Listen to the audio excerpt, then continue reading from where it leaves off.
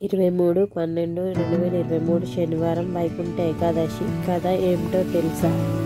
కృతయుగంలో ముర అనే రాక్షసుడు దేవతలను, ఋషులను, ప్రజానీకాన్ని పట్టి పీడిస్తూ క్రూరంగా హింసించేవాడు.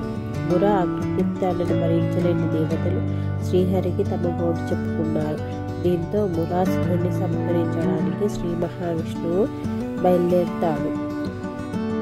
తనను సంహరించడానికి శ్రీహరి వస్తున్న విషయం తెలిసిన మురాసురుడు సాగర గర్భంలోకి వెళ్ళి దాక్కుంటాడు. అతన్ని బయటికి రప్పించేందుకు ఉపాయం పన్నిన నారాయణుడు ఓ గుహలోకి వెళ్ళి నిద్రపోతున్నట్లు నటిస్తాడు. శ్రీహరిపై దాడికి ఇదే అదునుగా భావించిన మురాసురుడు గుహలోకి ప్రవేశించి స్వామిని వధించేందుకు కత్తి దుయ్యగానే ఒక శక్తి ఉద్భవించి మురను సంహరిస్తుంది. ఈ విధంగా దేవతలను సంరక్షించిన ఆ శక్తికే ఏకాదశి అని నామకరణం చేశారు.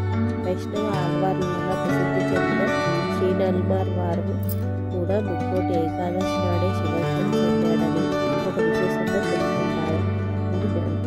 ఈ నల్మార్ వారు ఈ రోజునే విష్ణువులకు ప్రార్థించడంతో శ్రీ వైష్ణవులు అత్యంత భక్తి శ్రద్ధలతో ఏకాదశి వ్రతం ఆచరిస్తారు. ప్రసిద్ధ వైష్ణవ క్షేత్రాలతో పాటు తిరుపతి శ్రీవారి ఆలయంలోనూ ప్రాతకాలం నుంచే ప్రత్యేక ఉత్తర ద్వారం తెరుచుకుంటుంది. దీనికి వైకుంఠ ద్వారం అని ప్రతీతి. సూర్యుడు ఉత్తరాయణ ప్రవేశానికి ఉత్తర ద్వారం శుభ సంకేతం. ముక్కోటి ఏకాదశి నాడు తెల్లవారుజాము నుంచి వైష్ణవ ఆలయాల్లో ముందూర ద్వారం వద్ద స్వామి దర్శనం కోసం భక్తులు వేచి ఉంటారు. వైకుంఠం వాకిళ్లు తెరుచుకునే పర్వదినమైన ముక్కోటి ఏకాదశి నాడు సాక్షాత్తు మహావిష్ణువు గరుడ వాహనంపై 3 కోట్ల దేవతలతో భూలోకానికి వచ్చి భక్తులకు దర్శనం ఇస్తాడు. మనిషి తలపై సహస్రారం ఉత్తరద్వారం చుట్టూ ఉత్తేజం కోసం కూడా ఉత్తరద్వార దర్శనం కలియుగ వైకుంఠమైన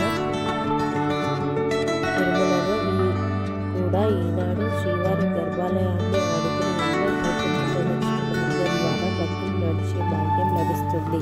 ఏకాదశి నాడు తిరుమలలో జరిగే మలయప్ప స్వామివారి ఊరేగింపు, ద్వాదశి నాడు స్వామివారి పుష్కరంలో జరిగే చక్ర స్నానాలను దర్శించిన భక్తులు పునీతులు అవుతారు.